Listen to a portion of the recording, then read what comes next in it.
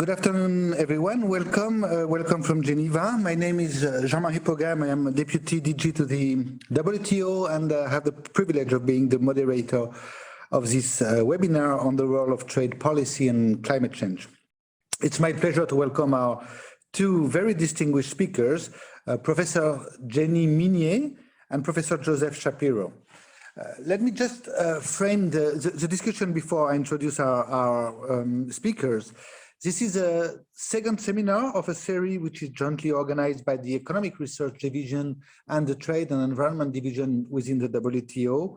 And the purpose of this series is to invite distinguished scholars to provide their insight on trade and climate change, both to inform our work in the preparation of the World Trade Report for this year, 2022, which will be dedicated to trade and climate change, and of course for the information of the public, of the wider public, on the role of trade and trade policies. Coming to the substance, of course, no need to remind us all that the global community is facing a major crisis, a climate crisis. Only last week, 4th of April, a report by the Intergovernmental Panel on Climate Change, the IPCC, has once again highlighted the urgent need to take action on the mitigation of climate change. And it is viewed from the WTO, therefore, essential that the trade and trade policy be part of the solutions to the climate change crisis. And quite frankly, the good news when you look at the activity of the WTO is that climate change is almost everywhere in our different lines of business. For instance, we have trade policy reviews, which more and more dedicate important entries to the impact of climate change, often negative impact on the trade capacities of our members. Same thing with regional trade agreements, which are notified to the WTO and do integrate environmental chapters, and some of them deal with climate change. We received since over 10 years approximately more than 4,500 measures which were notified to us, which are trade measures related to climate change, climate mitigation and adaptation. Most of them are technical regulations, for instance, for energy efficiency or other goals, but they do also include taxes on carbon, green procurement requirements and support programs. And in all our different committees, be there management committees, as for instance, the Technical Barriers to Trade Committee, TBT, or negotiating committee, just like the Agricultural Committee on Special Session, we find entries about climate change and the relation between trade and climate change. And in addition to that, we have also large groups of members who are working towards tangible outcome under 3 environmental initiatives on trade and environmental sustainability, plastic pollution, and fossil fuel subsidy reform.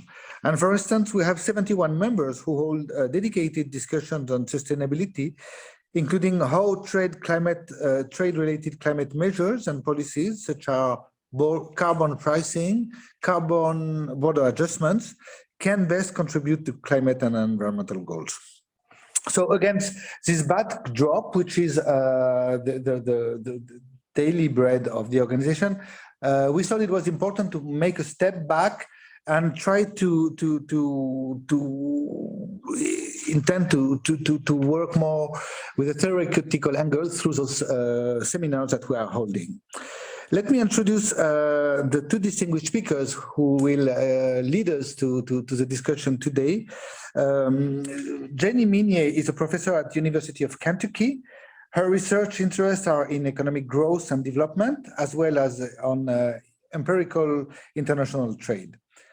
Professor Minie has carried research on the linkages between trade liberalization and pollution havens, as well as the impact of environmental regulations on trade between developed and developing countries. Professor Minie holds a PhD in economics from the University of Wisconsin-Madison. Our second speaker will be Joseph Shapiro. Joseph Shapiro is associate professor at the University of California, Berkeley. His research agenda focuses on 3 general questions. How do international trade policy and environmental policy interact? What are the costs, benefits, and incidents of water pollution and other environmental policy?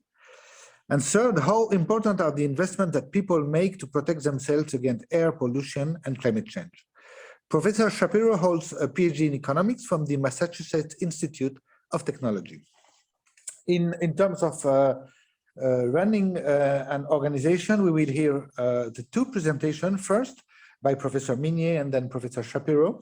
And afterward, we will have around 15 to 20 minutes for Q&A discussion.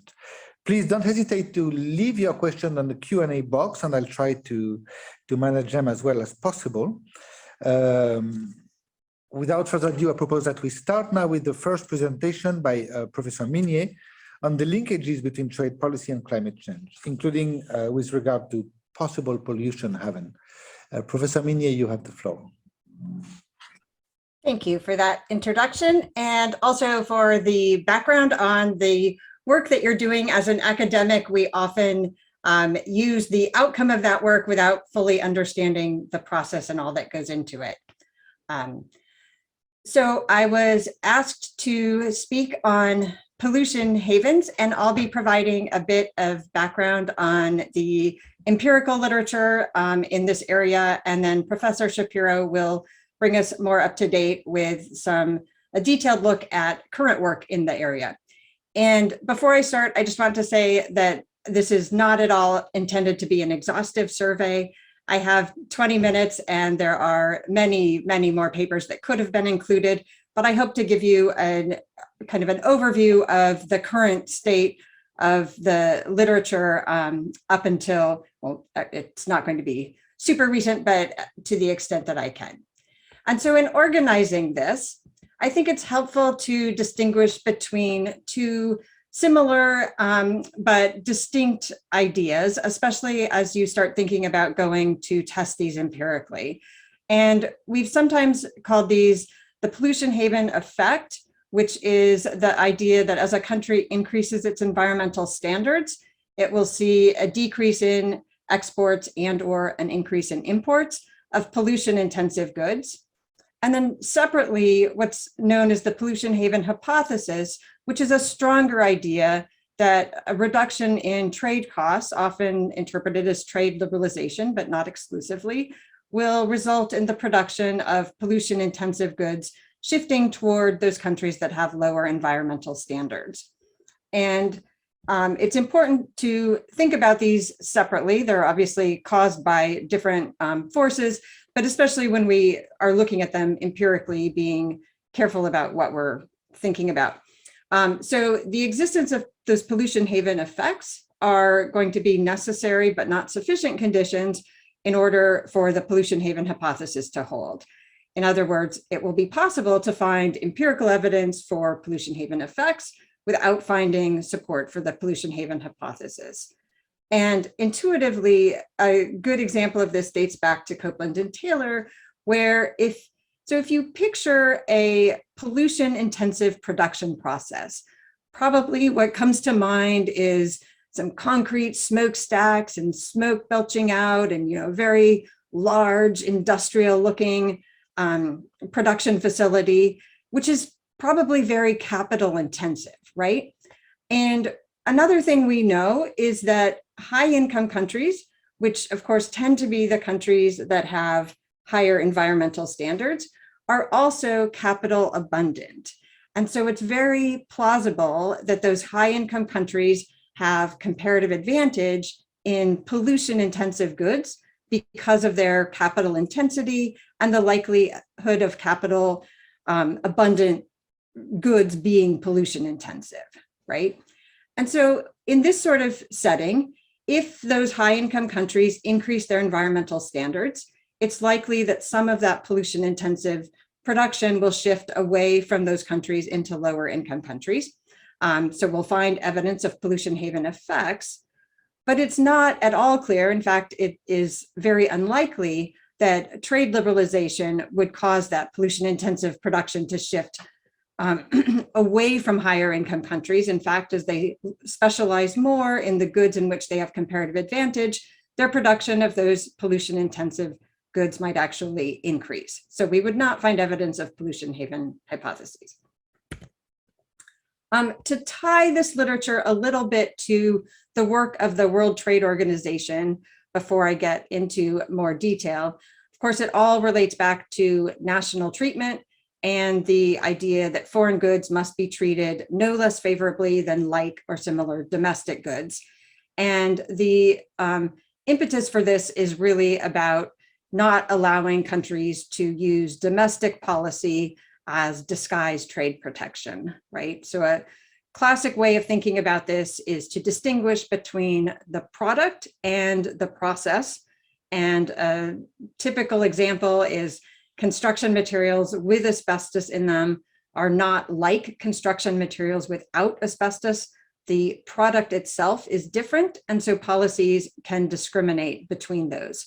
On the other hand, construction materials produced somewhere that allows a maximum 8-hour workday are still like construction materials produced somewhere allowing up to a 12-hour workday. So since those products are like, the only difference here is in process, and policy cannot discriminate in general. Although there is, of course, the environmental exception under Article 20 that allows deviations from this national treatment principle when it is necessary to protect human, animal, or plant life or health. The famous US shrimp and sea turtles case, which of course the US ultimately lost, but the appellate body did find that there was a valid Article 20 exception in this case. And there are kind of two parts to this quote from the appellate body that I want to highlight. The first is that they're not in the right order in the quote, but the first is just in this specific case, they found sufficient nexus between the migratory and endangered marine populations involved and the United States for there to be an exception. And this has been interpreted as the fact that sea turtles migrate was really critical for finding, the US being able to make this distinction.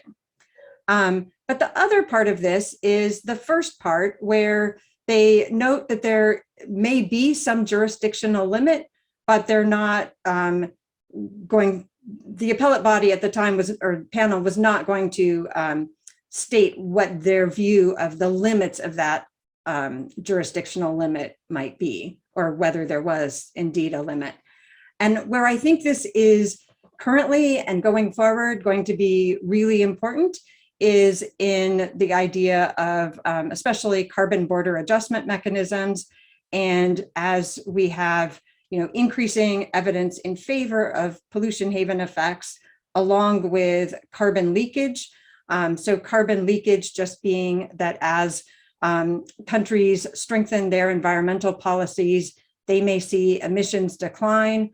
But if those emissions just are showing up somewhere else, if they're really being transferred elsewhere, as we have learned more over the last several decades on the environmental science side of things, and it's become clear that, emissions in one part of the world really do affect the rest of the world.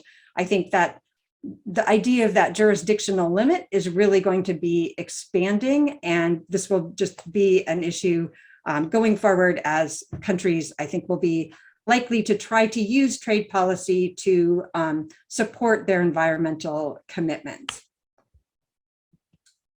But moving on to the empirical evidence, we'll start with the pollution haven effects. And here, most of the idea is really when a country increases the stringency of its environmental regulations, do net exports of pollution intensive goods decrease? And the original literature on this back in the 80s and early 90s often failed to find very strong evidence of this. It was usually done in a cross section. And then and this was really a puzzle kind of, it seemed obvious that there should be more of a response than was showing up. And then people started realizing that, there are some econometric issues here. We need to account for endogeneity. We need to, be a little more thoughtful about how we're specifying these models. And so endogeneity here can happen in several ways. including the degree of import competition facing industries may affect the environmental stringency, either as written or as enforced. There could be omitted variables. And so the literature started using combinations of fixed effects and instrumental variables to address this. And the main result across a number of different ways of specifying this is that there is, in fact, significant evidence for these pollution haven effects. Some of this work is at the industry level, and I included the first paper partly because it originated with the observation that environmental costs for many industries are not a large part of their total costs. And so our sample was only manufacturing industries in the US. And for the average industry, pollution abatement costs, which of course are a small component of, not a complete component of environmental costs, but pollution abatement costs were what we were able to use. And for the average industry, that's only 1% of their total costs.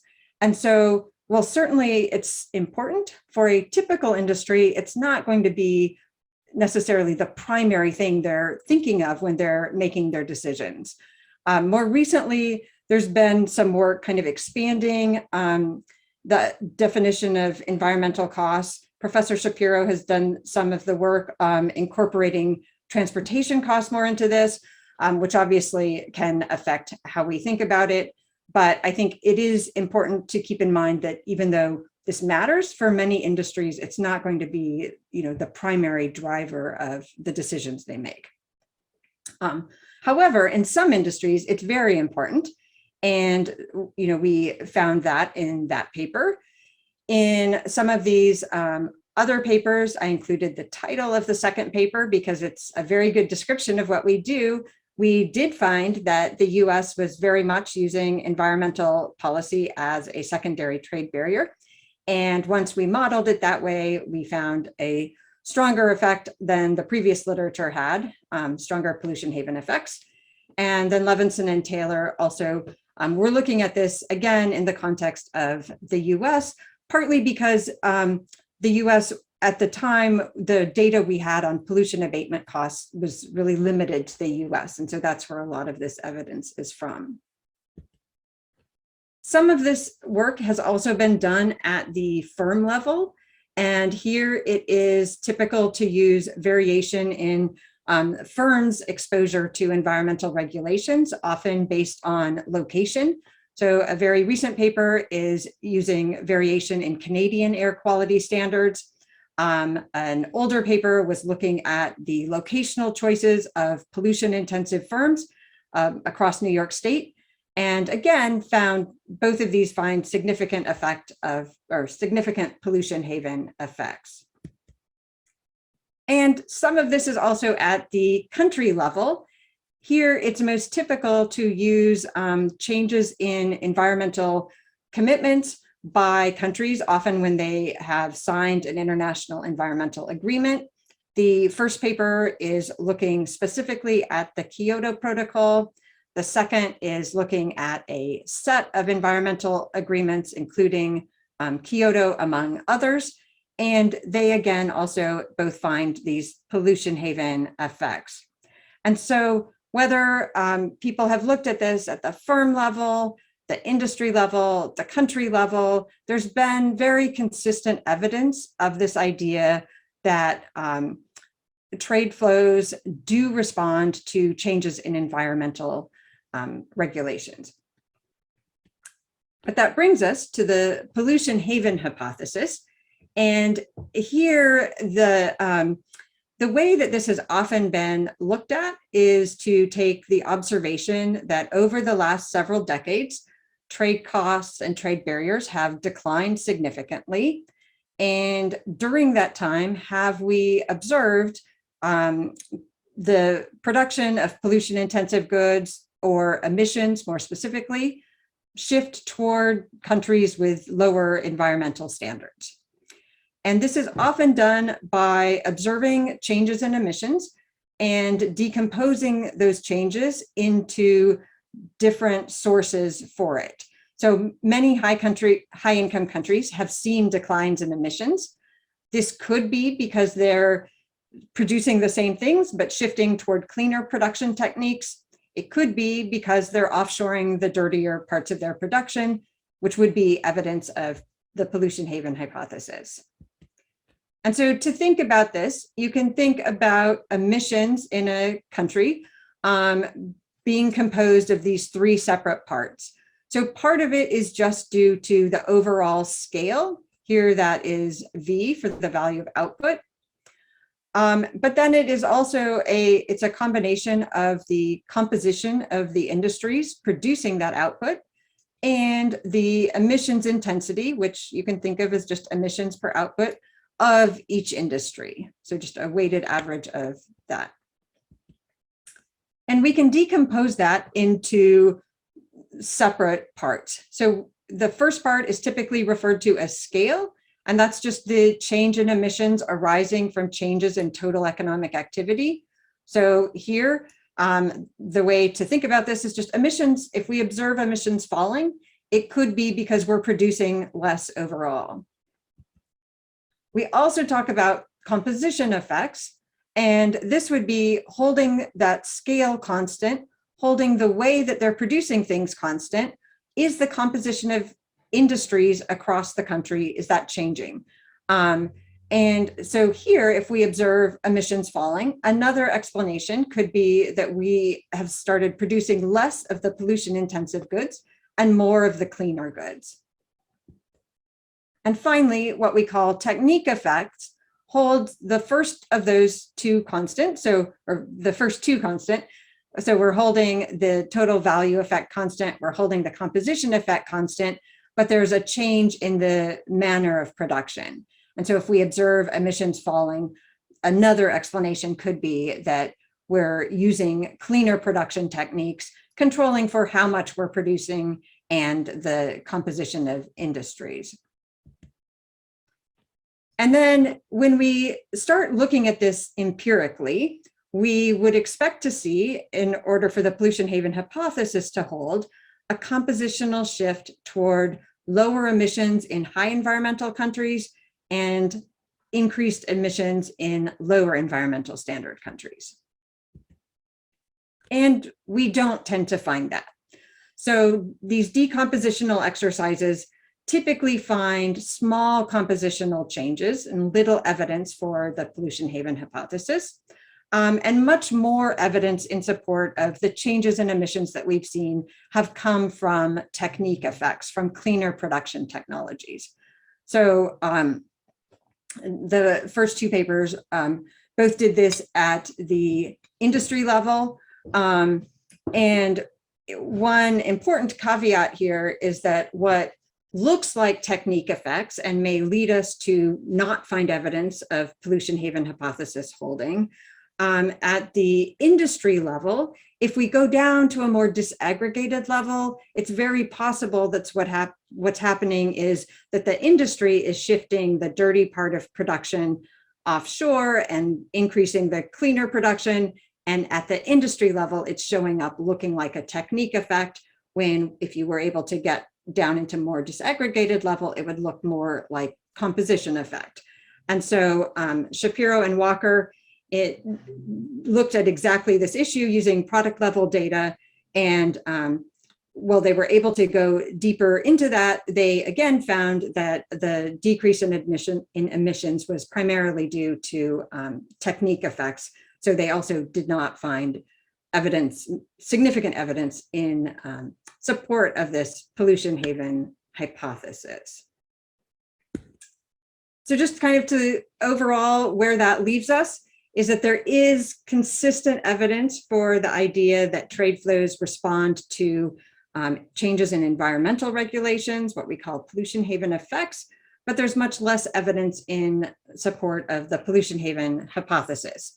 And I think the takeaway for the WTO from this literature is really there's little evidence that trade liberalization has this unintended consequence of an environmental race to the bottom that people at one point especially were very worried about. But there is a lot more evidence that environmental regulations affect trade flows, and especially combined with more recent evidence on looking directly at emissions and how that changes emissions, and the environmental evidence that total emissions are really important for environmental quality everywhere. I think countries are going to be increasingly likely to use trade policy to increase the effectiveness of their environmental commitments. And I think trade policy can very much play a role in supporting those commitments. So thank you. Thank you very much, Professor, for the very interesting presentation, and your conclusion may help us understand. It could be one element which help us understand why we have this acceleration of notification of trade-related, environmental-related trade measures which come into our database, our environmental database. We can see that trade is being leveraged for environment more and more. So that may be one explanation. Let me turn to Professor Shapiro, who will lead us through his insight from his research, including regarding the trade policy bias toward carbon intensive goods. Professor Shapiro, you have the floor. Thank you very much. I'd like to thank and congratulate the World Trade Organization for choosing to write this annual report on trade and the environment, and also the Deputy Director General, Professor Minie, for giving this broad introduction. I'm going to start with a conceptual view at a high level of how trade policy and environmental policy may interact, and then walk you through some graphs to illustrate research I've been a part of to assess the effects of current trade policies countries are already implementing. Analysts largely agree on what kind of global climate change policy would be optimal, would maximize the well-being of people across the planet. And that would be a uniform stringency of regulating carbon in all countries and all industries. It would have the same price for a carbon tax or the same stringency for cap and trade markets. And it would be uniform because the damage of emitting a ton of greenhouse gases is the same whether you emit that carbon from Ohio or Shanghai. It all goes up to the atmosphere and mixes uniformly. There's also a high degree of consensus that the world is nowhere close to that optimal policy. The World Bank estimates that only 20 to 25% of carbon emissions around the world face any price. Those prices that do exist are very low and heterogeneous. And an important concern with that kind of incomplete environmental regulation is that the existing environmental policies may relocate carbon emissions more than absolutely decrease them. People sometimes refer to that concern as leakage. For example, if the European Union has a strict climate change policy and other regions don't, the concern is that the EU will just increase its imports of cement, steel, refined petroleum, and other energy-intensive goods. Carbon emissions from the countries it's trading with will increase, and then the EU's climate change policy is moving carbon emissions more than it's absolutely decreasing them. There's a common policy proposal to try to address that kind of leakage. People refer to that proposal as a carbon border adjustment mechanism, or a carbon tariff. It proposes that countries with a serious climate change policy would add a tariff which is relatively high on energy and carbon intensive goods and is relatively low or zero on relatively clean goods. The European Union is planning to implement a carbon border adjustment mechanism in the next year or two. Other countries have discussed it, but not yet implemented it. And just to reiterate, that policy would essentially be a high tariff on energy intensive dirty goods and a low or a zero tariff on clean goods. So the research I'm going to talk about here looks at existing trade policies countries already have, and it asks, are countries already imposing different levels of protection on clean and dirty goods? Do they implicitly already have a carbon border adjustment mechanism, but they haven't called it an environmental policy? They just call it everyday trade policy. If it were true that countries have different trade policy for clean and dirty goods, that would be important for at least two reasons. One is that if countries already have a carbon tariff, it would substantially change the argument for adding another one on top of it.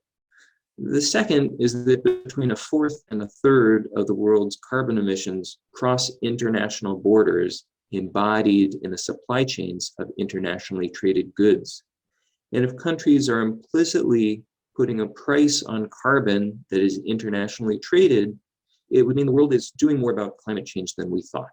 So this research I've been a part of looks at the tariffs and non-tariff barriers like quotas and standards that countries are imposing on traded goods, and it finds a systematic pattern across countries, across different instruments of trade policy, and across years that trade protection substantially differs between clean and dirty goods, but it has the wrong or unexpected sign. It is a subsidy to carbon emissions in trade policy, not a tax. There are a few equivalent ways to state that finding. So let me describe it in words, and then in the rest of the time, I'll show you some graphs illustrating it. A simple way to summarize this point is that most countries have higher tariffs and non-tariff barriers on clean goods and lower tariffs and non-tariff barriers on dirty goods. When I say clean or dirty, I'm referring to the tons of carbon emitted to produce $1 of output. Another way to say this is that most countries' existing sets of trade policy implicitly resemble a carbon tariff or a carbon border adjustment. They just have a negative price on carbon. They are a subsidy to carbon emissions, not a tax. And the third way to say it is if you look at most countries' differences in trade policy across industries, they're substantially accelerating global greenhouse gas emissions. At the end of this research, I've built a mathematical model of trade, production, and consumption in all countries. You might have heard of computable general equilibrium models. I work with a model somewhat like those, but it's much simpler. It has fewer parameters and equations. And that analysis suggests that if countries change their trade policy to have similar levels of protection for clean and dirty goods, that would decrease global greenhouse gas emissions by about the same amount as the European Union's emissions trading system, its cap and trade market, or a United States cap and trade bill like the Senate and House have proposed and discussed. So let me walk through these facts in a few pictures to illustrate them visually. The first is going to look like data that are almost too good to be true. That's because these are not data. This is a hypothetical illustration of a carbon tariff or a carbon border adjustment. So suppose that a country had a carbon tax of $40 per metric ton of carbon emitted, or a cap and trade market where the price of pollution was about $40 per ton. These red circles describe if there were a carbon tariff, what would the tariff rate be? The horizontal axis is characterizing different goods by their carbon intensity, the metric tons of carbon emissions per dollar of output. So on the right here, you have energy intensive goods like steel, cement, and refined petroleum.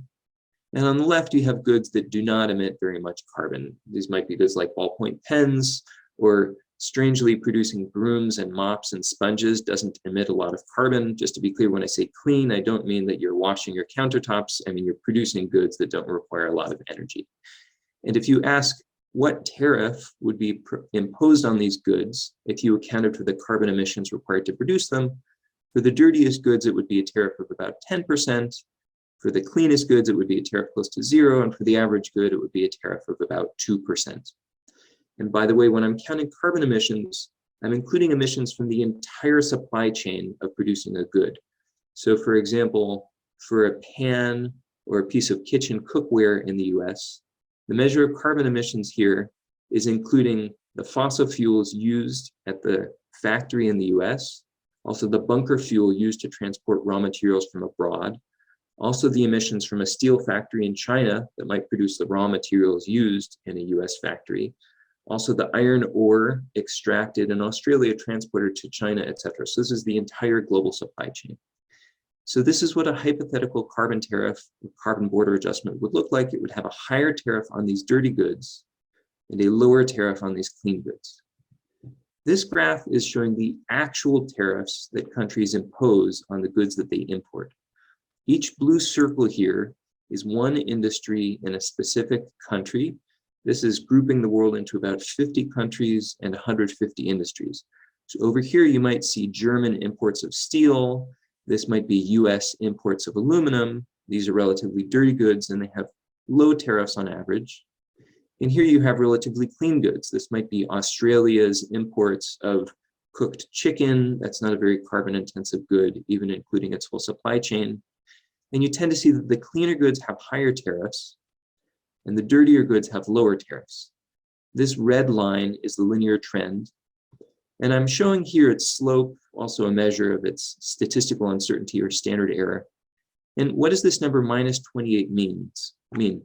It means that if you took two bundles of goods that were internationally traded and showed up at a port somewhere in the global economy, if one of those goods emitted 1 additional ton of carbon dioxide to be produced, it would face $28 less in tariff duties. You might ask, is that a big or a small number? Well, researchers tend to think that the optimal tax on carbon would be between $40 and $100. So this is a little smaller than that optimal tax, but more importantly, it has the wrong sign. It is negative because tariffs are lower on the dirty goods and they're higher on the clean goods. Just in case that contrast wasn't clear, here I'm overlaying the previous two graphs. So this upward sloping bright red line is what a hypothetical carbon border adjustment mechanism or carbon tariff would look like. This is like what the European Union is proposing to implement in the next year or two. And this downward sloping darker red line is what countries are actually doing, which is putting lower levels of protection on the dirty goods. That's data on tariffs. This pattern is even clearer if you look at non-tariff barriers. Non-tariff barriers include all policy obstacles to trade that are not tariffs. That includes quotas, product standards, and many other types of policies. Here I'm using a tax equivalent measure of non-tariff barriers.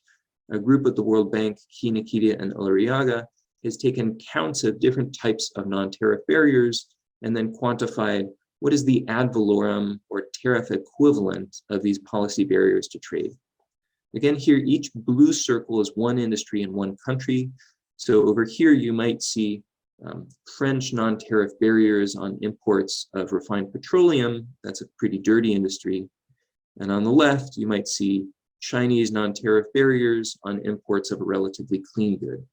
Again, looking at the individual points in blue, you see that clean goods have extremely high non-tariff barriers. There are many restrictions to trade for clean goods, and dirty goods have very few non-tariff barriers. This red downward sloping line shows that on average, there are far higher restrictions to trade for clean than for dirty goods. And the slope here is quite large. It says that for two arbitrary bundles of goods that are internationally traded, if one of them emits an additional ton of carbon dioxide, it faces $85 less in non-tariff barrier tax equivalents. And again, you could ask, is this number large or small?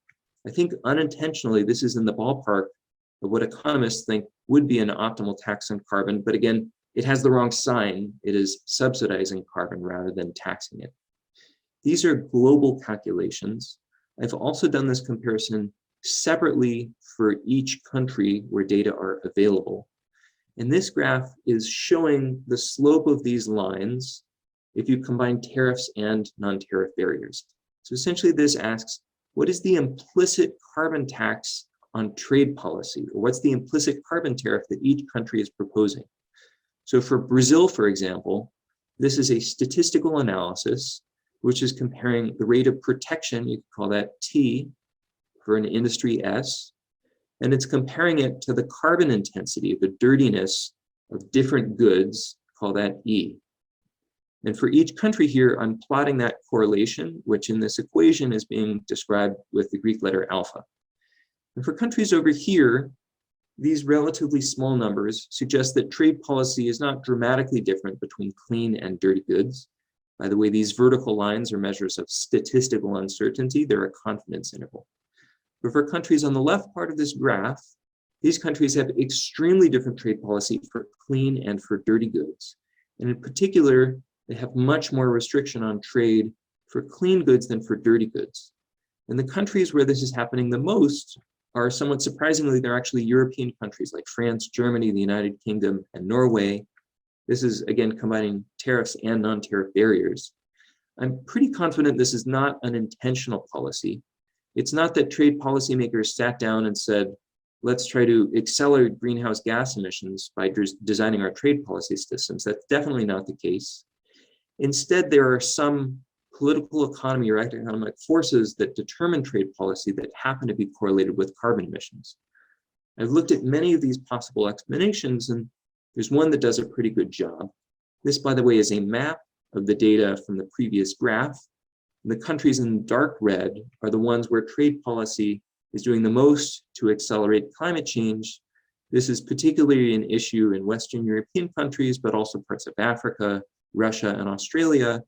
And then countries where trade policy differs the least between clean and dirty goods, where trade policy is doing the least to accelerate climate change, are some very important trading powers: China, Indonesia, and many countries in Southeast Asia. So why is this happening? This research suggests an important role for supply chains. I've used a measure of how upstream different industries are. In other words, to what extent do they sell to other firms versus selling to final consumers? So these upstream goods are like raw commodities, cement, steel, refined petroleum, and downstream goods here are goods that are mostly sold to final consumers. This measure of upstreamness is very widely used in trade policy today. And the red line shows a fact that's been known for at least a half century. Upstream goods have low levels of protection, low tariffs and non-tariff barriers. Downstream goods have high levels of protection. This is called tariff escalation. The World Trade Organization has been concerned about it for decades. The dashed blue line is what has not been recognized for as long, which is that these upstream goods are systematically dirtier and the downstream goods are systematically cleaner. The dashed blue line is showing carbon intensity. And so tariff escalation means that upstream goods have low levels of protection, but that the fact that those are dirty goods means that these patterns of trade policy are tending to encourage greenhouse gas emissions. Why are upstream industries dirty? Here I'm using national accounts data on what share of the cost of producing different goods come from different sources.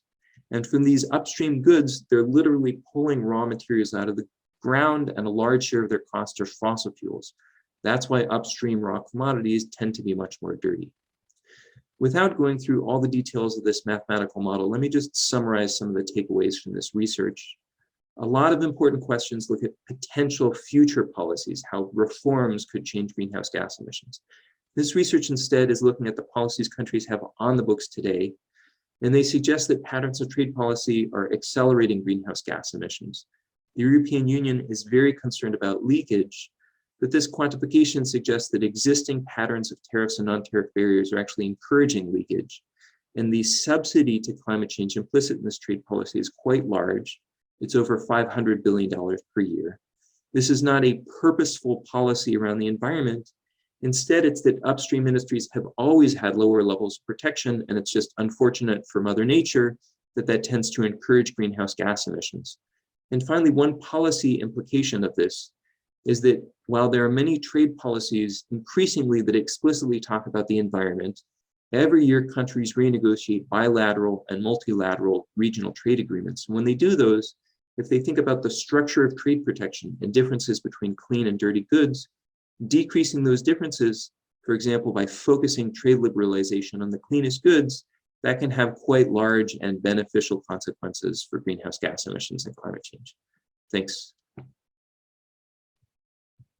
Thank you very much, Professor Shapiro. At first glance, your first finding would remind me the words of Special Envoy John Kerry talking about fossil fuel subsidy, which was calling them the definition of insanity. But your second finding, which is about the explanation, is really interesting because the downstream part of the final consumers' goods are probably, yes, the most protected. I'd like to have a follow-up question on this to Professor Minie before opening the floor.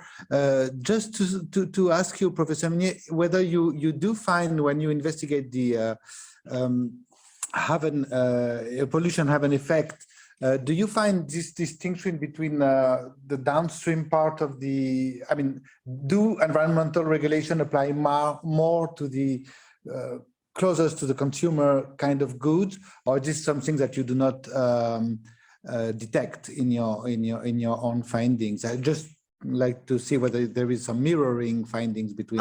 Yeah, so a lot of this work is fairly new, as Professor Shapiro mentioned, and just kind of the making the connection to upstream versus downstream. I think some of the older work, in our where we were looking at heterogeneity across industries, that wasn't specifically one of the things we looked at, although this idea of looking more at the industries with the higher environmental costs was very much a part of it. It just wasn't identifying in a kind of more systematic way which industries those were. And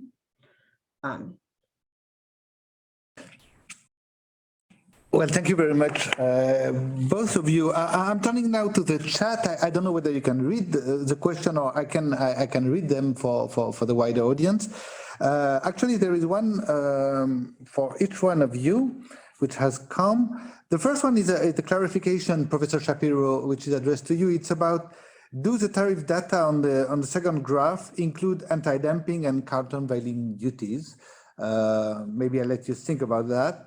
And the second one is for you, Professor Minie, from Roberta Piermartini.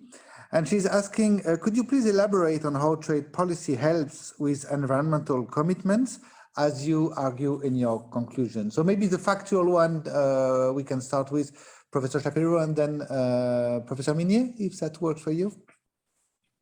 That's an excellent question. There are many different measures of tariffs and trade protection. So those different measures include most favored nation tariffs, which are binding tariffs countries set with the World Trade Organization. There are also measures of applied tariffs, which are the statutory rates that countries actually impose on their trading policy. And then a third measure is the dollars of duty of tariffs that are actually collected relative to the dollars of good that are imported. The numbers I showed you are applied tariffs. So those are the statutory tariffs that countries list on their trade policy for trading partners. For the US, data are also available on the dollars of trade duty that are collected. You could call those effective tariffs. And you see very large and similar patterns between both statutory and effective tariffs. So I'm not certain about when countries publish those trade policy schedules to say we on average collect a 3.2% tariff rate on this good with this trading partner. I suspect those exclude the specific exemptions that the question is talking about. However, the effective tariff rates, the dollars of duty that are actually collected by customs inspectors on the borders, those definitely account for specific exemptions. And these patterns are also present in the effective tariffs, but the graphs I showed you were applied tariffs. Thank you, Professor. Professor Minie, do you have the question in mind, or do you want me to? yes, no, sure, I can answer that. And so what I was referring to, and I think it's helpful to kind of go back several decades in order to answer it, but not originally, in the 80s and 90s, I think a lot of the environmental literature was much more focused on local pollution, and the approach of trade policy, I think, was to maybe take into account some issues of transboundary pollution, but it was really much more focused on things seen to very directly be affecting the country in question. And this comes up in that idea of, what is the jurisdictional limit? How broad can a country be in what it can legitimately care about before it becomes seen as just a form of disguised protection, protecting domestic industry?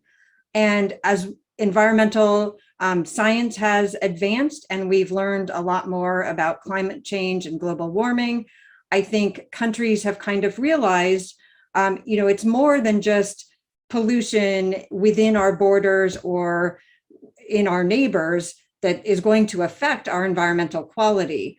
And so as they're making environmental commitments, whether that is purely unilaterally or it is as part of some multilateral agreement, they're becoming increasingly aware that this idea of carbon leakage, that it's one thing if we reduce our emissions here, but if all that does is transfer those emissions somewhere else in the world, even if that place is really far away, that's not going to help us achieve these environmental goals.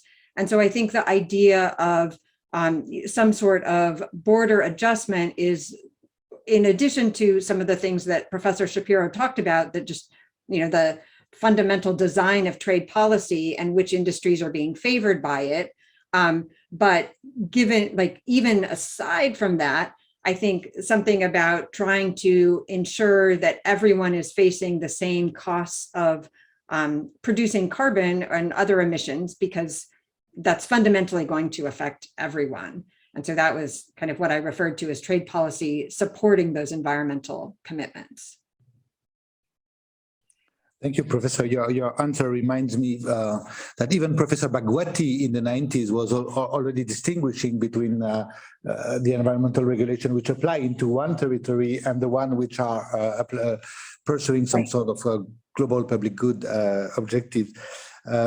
Actually, somehow related to that issue, another question for Professor Shapiro is: do you make any differences for the energy versus the agricultural sector in your research? That's a question from the chat. That's an excellent question. One reason it's important is that agricultural goods face quite high levels of trade protection. They're also complex because they tend to have low emissions if you only measure carbon dioxide, but if you also measure methane, which is important for cattle and some other sources of agriculture, and then their emissions are higher. So I will tell you that the environmental bias of trade policy, or this implicit subsidy, it is larger outside agriculture. It's large for mined goods, fossil fuels, manufacturing goods. It's also present for agriculture, and it's also present if you completely ignore agriculture. But one really striking pattern I will tell you is, even if you only look at trade in fossil fuels, oil, gas, and coal, many countries have tariffs of 0 on fossil fuels. And we're wringing our hands about domestic carbon taxes, carbon border adjustments. If there's any goods where those would definitely apply, it would be coal and oil and gas. You know, there might be debates about how dirty is steel and refined petroleum, but even on the raw fossil fuel goods, this pattern is very clear. Thank you, Professor.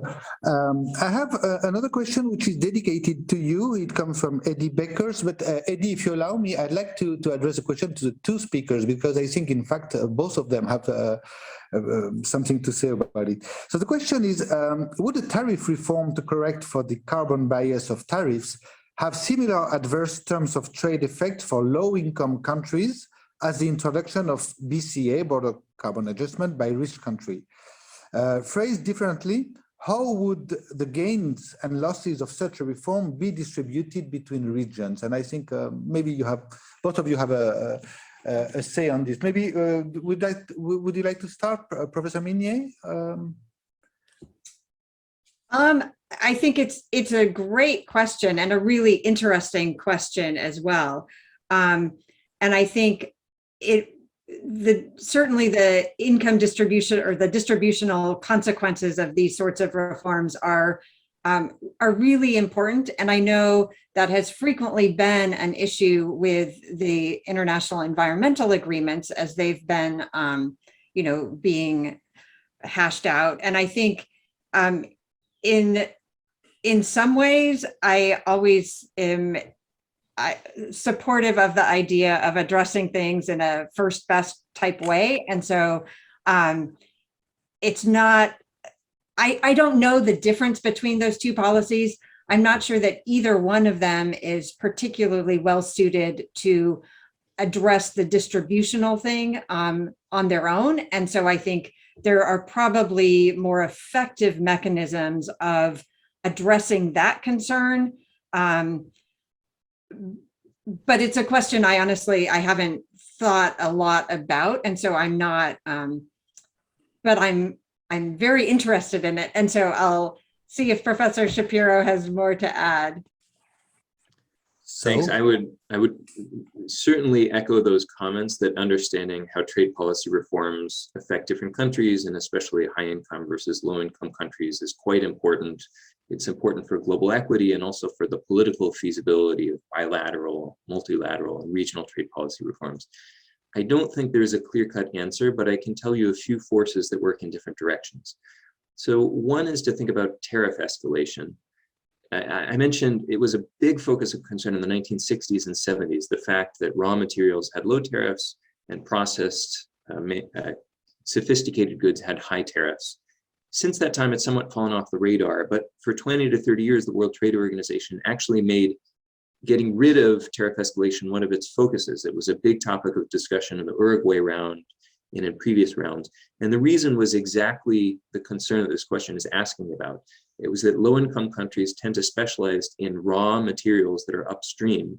And the concern was that if high-income OECD countries have high tariffs on those downstream processed goods, then it is harder for low-income countries to develop and advance, because if they start making jet engines or microchips or phones, it's harder for them to export those goods to the US and EU if the US and EU have high tariffs on those downstream processed goods.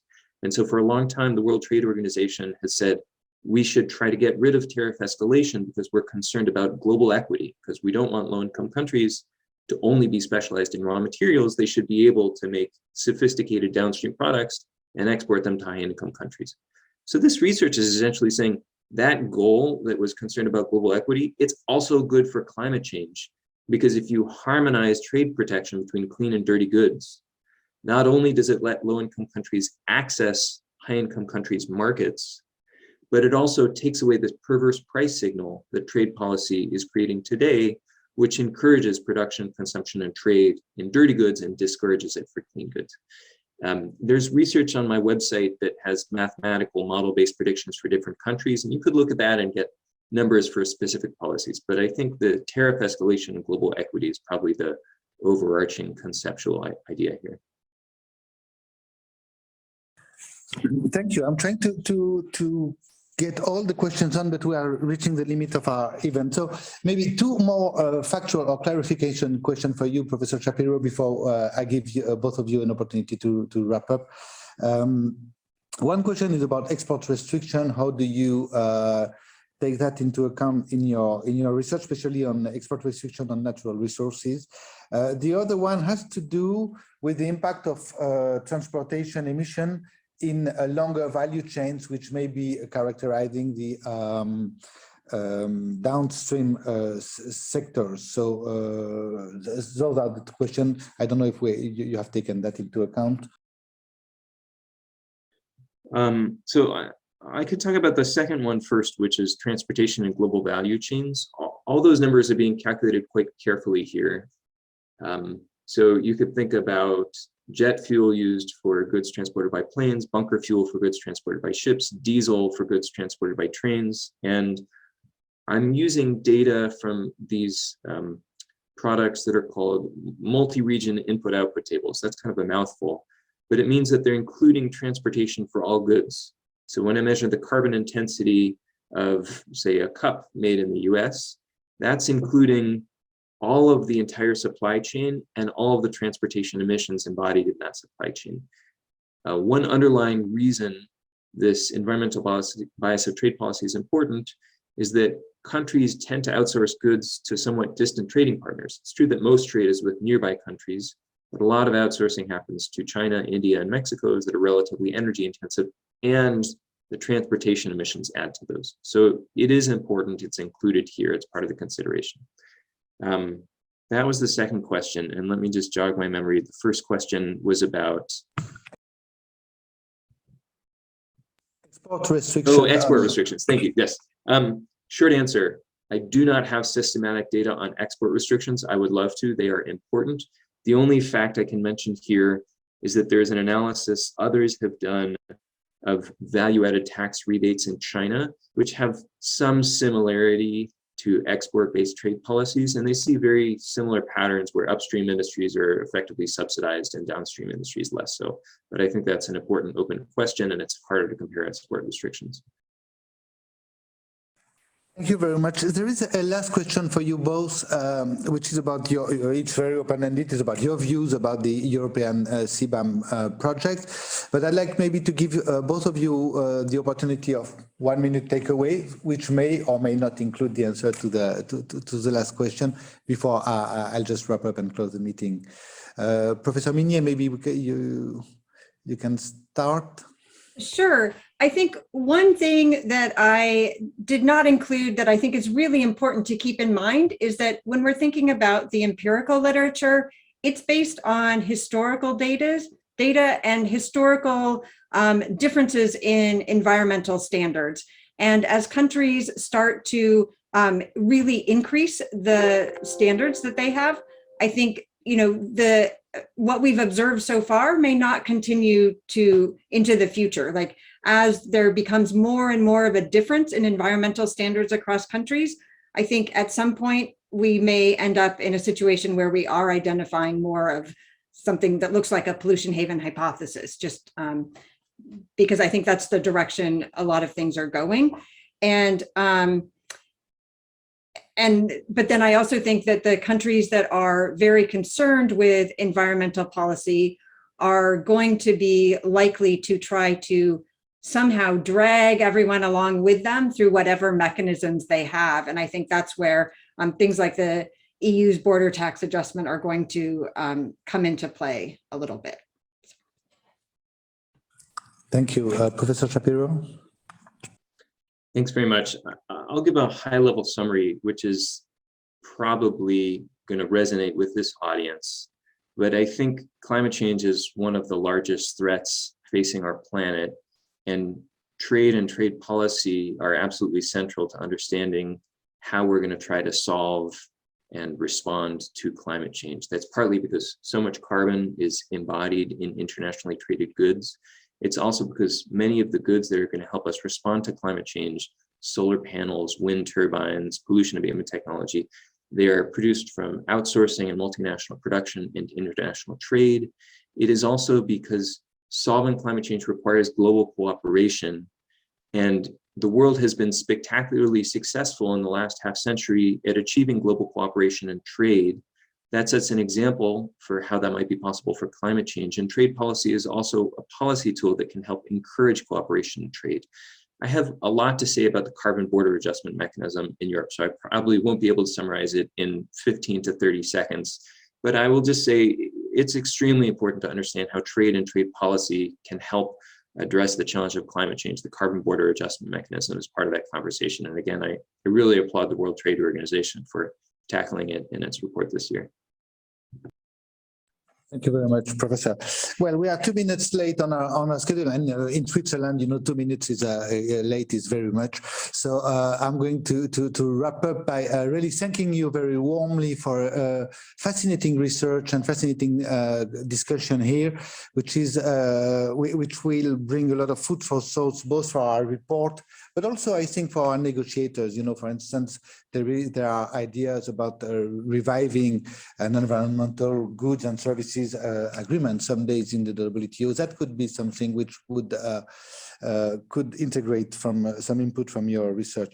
So I'd just like to really thank you again. Thanks the Trade and Environmental Division and the Economic Research Division for organizing the event, and to invite you to follow the next session in I think 1 week from there or maybe more on the preparation of our trade and environment report. Thanks also for the questions for all the one to contribute. Have a good afternoon or day wherever you are. Thank you very much. Bye.